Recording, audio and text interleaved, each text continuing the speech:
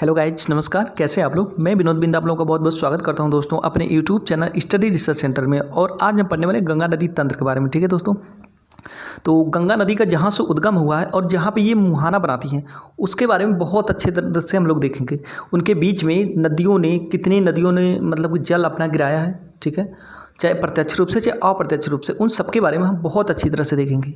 तो आइए शुरुआत करते हैं दोस्तों। उत्तराखंड में एक ग्लेशियर है, सतोपथ ग्लेशियर। ग्लेशियर क्या होता है? ग्लेशियर होता है दोस्तों बर्फ़ का पहाड़, ठीक है, बर्फ़ का पहाड़।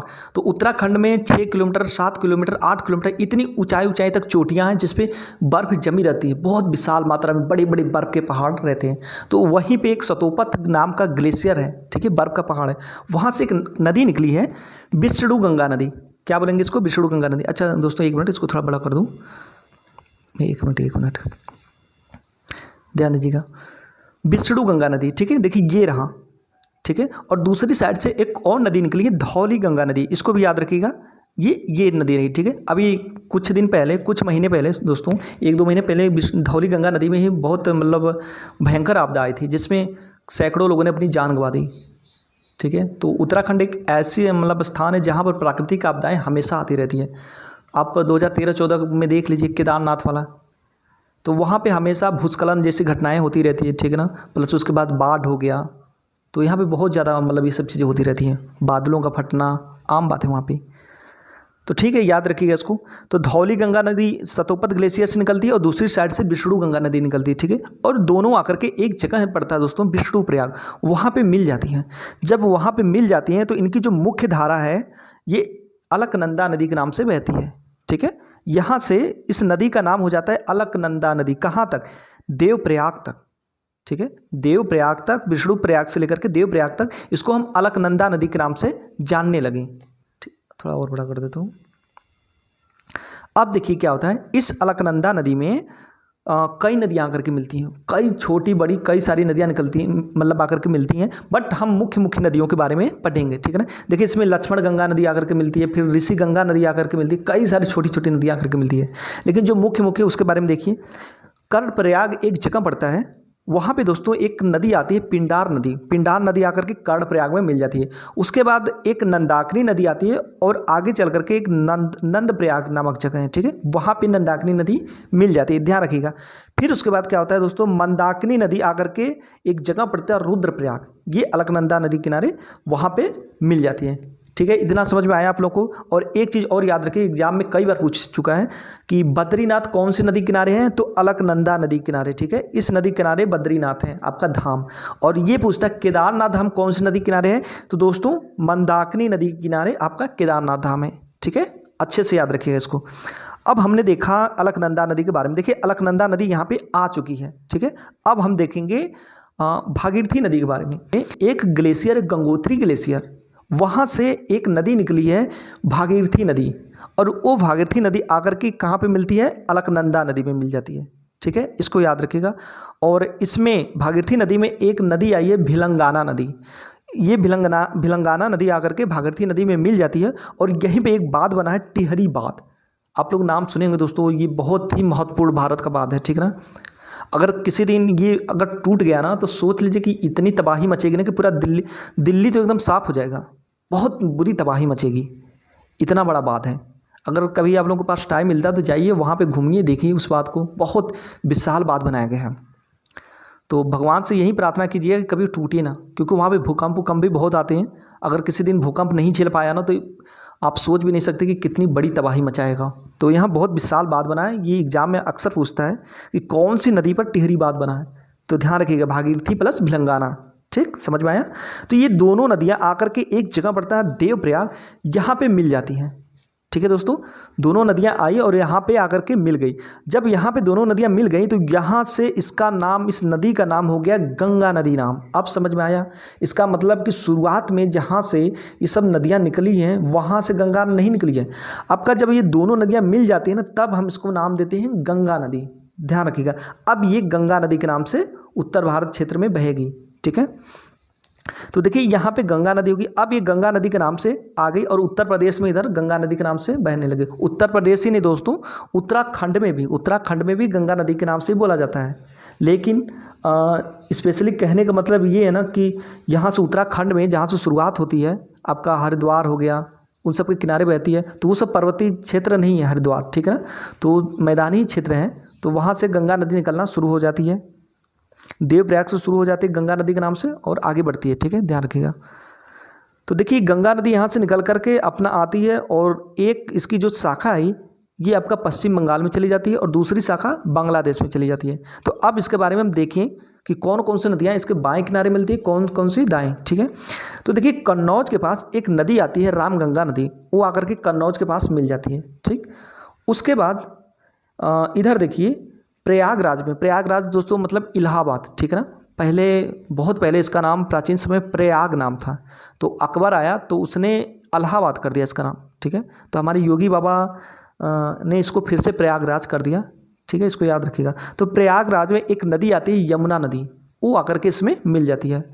और दोस्तों यमुना नदी जो है ना ये यमुनोत्री ग्लेशियर से निकली है। कहाँ पे? यमुनोत्री ग्लेशियर से उत्तराखंड से निकली हुई है, ठीक है, याद रखिएगा।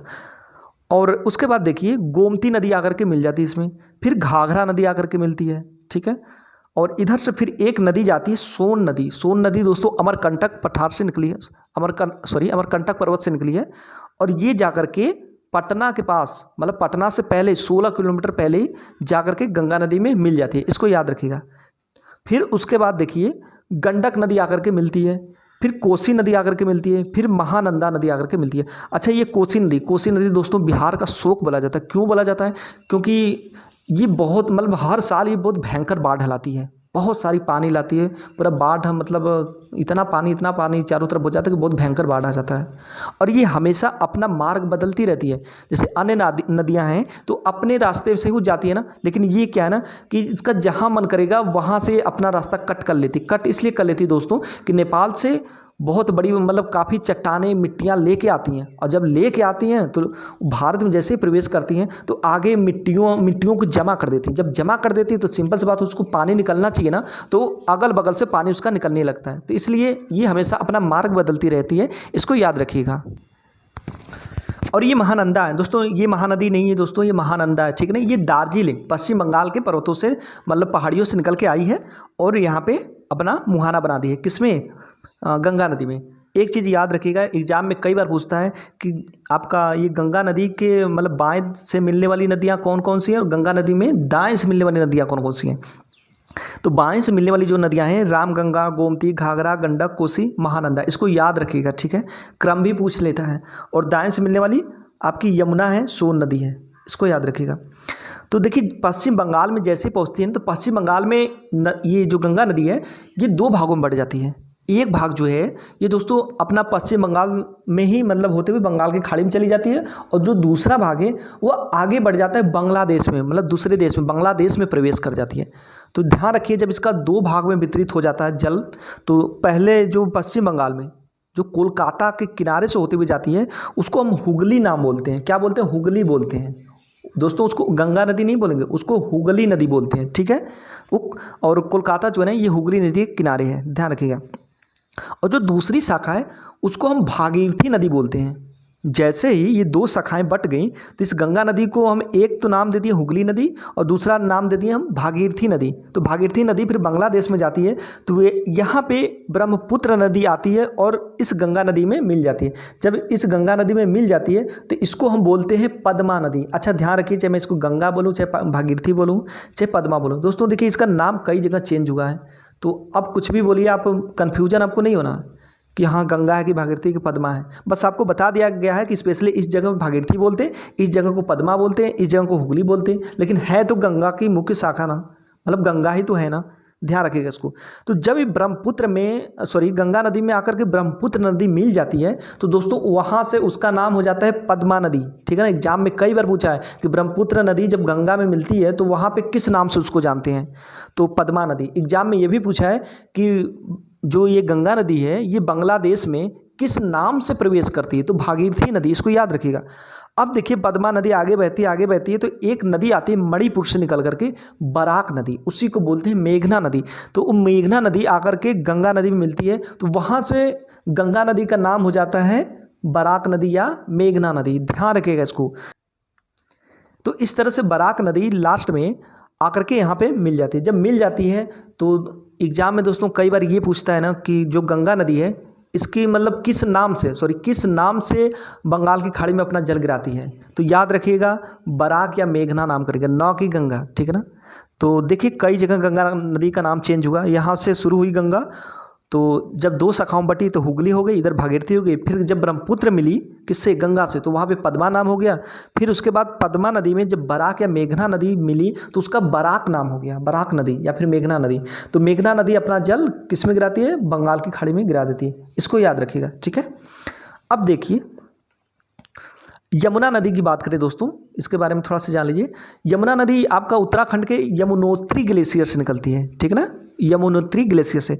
तो यमुना नदी में देखिए चंबल नदी, चंबल घाटी के बारे में आप तो जानते हैं दोस्तों, ये बहुत फेमस है चंबल घाटी, ये डाकुओं के लिए बहुत फेमस है, ठीक है, इसको याद रखिएगा। तो ये वही चंबल नदी है। तो चंबल नदी आकर के इटावा के पास यमुना में मिल जाती है। उसके बाद सिंध नदी आती है और यमुना नदी में मिल जाती है। दोस्तों ये सिंध नदी की बात कर रहा हूँ, सिंधु नदी की नहीं। सिंधु नदी आपका दूसरे साइड बहती है, हम उसके बारे में भी अच्छी तरह से जानेंगे। ये सिंध नदी है, छोटी नदी है सिंधु से। फिर उसके बाद बेतवा नदी आकर के हमीरपुर में मिलती है, किसमें, यमुना नदी में, ध्यान रखिएगा। फिर केन नदी आकर के मिलती है। फिर टोंस नदी भी आकर के यमुना नदी में मिल जाती है। अब क्या होता है, इन सभी नदियों का जो जल है यमुना नदी लेकर के प्रयागराज इलाहाबाद में जाकर के अपना गिरा देती है, ठीक है ना। तो शुरुआत में देखिए, शुरुआत में गंगा जो है ना बहुत पतली थी, उसकी धाराएं पतली थी, लेकिन जैसे जैसे इसमें नदियां आती गई, मिलती गई, ये मतलब बहुत बड़ी क्षेत्र में मतलब काफ़ी जल लेकर के आगे चलने लगी, ठीक है। तो इस तरह से हमने बहुत अच्छे ढंग से इसको देखा दोस्तों, और नेक्स्ट में हम इन सभी नदियों के बारे में चर्चा करेंगे। और देखिए दोस्तों, इसकी अगर गंगा नदी तंत्र की नहीं दोस्तों, गंगा नदी की स्पेशल लंबाई की बात करें तो 2510 किलोमीटर है, ठीक है ना। और एक चीज़ और देखिएगा, यहाँ से ये जो है ना हुगली वाला क्षेत्र, ये मतलब डेल्टा बनाई है, गंगा नदी ने डेल्टा बनाया है, और ये विश्व का सबसे बड़ा डेल्टा है।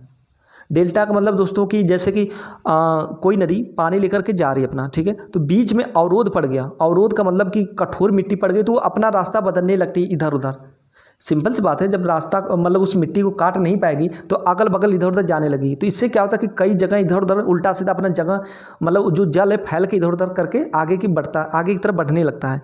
तो इस तरह से जो नदी है ना, ये मुख्य धारा में ना होकर के अलग अलग जगहों से मतलब अपना रास्ता काट काट के किसी तरह आगे बढ़ने का प्रयास करती है। तो बीच बीच में कई छोटे छोटे द्वीप बन जाते हैं, उसमें पेड़ पौधे उग जाते हैं इस टाइप से। तो इसको हम डेल्टा बोलते हैं, और ये विश्व का सबसे बड़ा डेल्टा है, ठीक है ना, विश्व का सबसे बड़ा डेल्टा है। इसका नाम है सुंदरवन डेल्टा। क्या नाम है, सुंदरवन डेल्टा। सुंदरवन डेल्टा जो है पश्चिम बंगाल में भी प्लस बांग्लादेश में भी है, दोनों में है, और ये गंगा नदी किनारे है, ठीक है। तो देखिए हुगली से लेकर के बराक मेघना नदी तक ये पूरा सुंदरवन का डेल्टा है। इसमें मैंग्रोव वनस्पति ज़्यादा पाई जाती है, ठीक है, इसमें मैंग्रोव वनस्पति ज़्यादा पाई जाती है। प्लस सुंदरी नामक एक वृक्ष है दोस्तों, बहुत ज़्यादा वहाँ पे पाया जाता है। तो सुंदरी नाम के मतलब जो वृक्ष हैं उन्हीं की वजह से इनका नाम पड़ गया सुंदरवन, ठीक है, सुंदरवन। तो ध्यान रखिएगा। इस तरह से हमारा चैप्टर कंप्लीट हो गया। अब नेक्स्ट में हम पढ़ेंगे इन सभी नदियों के बारे में थोड़ी थोड़ी चर्चा करेंगे, ठीक है, कि जैसे कोसी नदी को अन्य किस नाम से बोलते हैं, और आपका गोमती नदी को किस अन्य नाम से जानते हैं, इसका उद्गम कितना है, लंबाई कितना, सबके बारे में अच्छी तरह से देखेंगे। तो ठीक है दोस्तों, नमस्कार। हमने बहुत अच्छी तरह से इसको देखा, ठीक है। वीडियो स्टॉप करते हैं इसी पर, नमस्कार।